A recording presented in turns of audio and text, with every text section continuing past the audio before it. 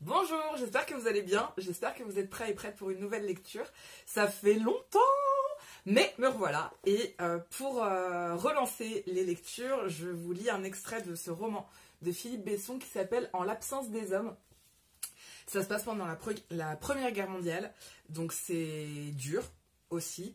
C'est l'histoire d'un jeune homme qui s'appelle Vincent, qui a 16 ans, et qui va rencontrer deux hommes avec deux histoires très différentes, deux histoires d'attirance et d'amour profond sous différentes formes.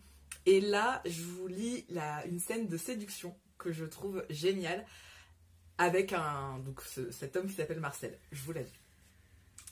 C'est l'été par la porte-fenêtre ouverte. C'est le soleil et le calme. Je vais sur le balcon. Vous m'y rejoignez presque aussitôt, dans un mouvement que je n'aperçois pas, mais que je sens. Distraitement, ou plutôt feignant la distraction, vous dites « Je ne sais pas votre nom. » Vincent.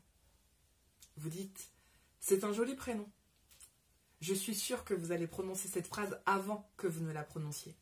C'est un joli prénom. Je me suis retournée pour vous voir complètement. Moi, je connais votre identité. Tout le monde ici connaît votre identité, alors je ne vous la demande pas. Vous dites « Si. » Demandez-la moi, s'il vous plaît. Personne ne me demande plus jamais comment je m'appelle. Je m'exécute. Vous répondez « Marcel. » Seulement Marcel, sans votre nom à coller. Et je suis ravie que vous n'indiquiez que votre prénom. Je pense que nous pourrions être proches, que de ne me donner que votre prénom nous rend proches, que ça change la donne, que vous n'avez plus 45 ans. Je vous regarde et je me dis c'est incroyable. Il aurait dit son nom et ça aurait été tout autre chose. A-t-il compris que de ne prononcer que son prénom modifiait inévitablement le rapport que j'aurais dû entretenir avec celui qui porte son prénom et son nom? L'avez-vous fait exprès? Bien sûr, vous l'avez fait exprès. Bien sûr qu'il l'a fait exprès. Bien sûr que Vincent l'a vu.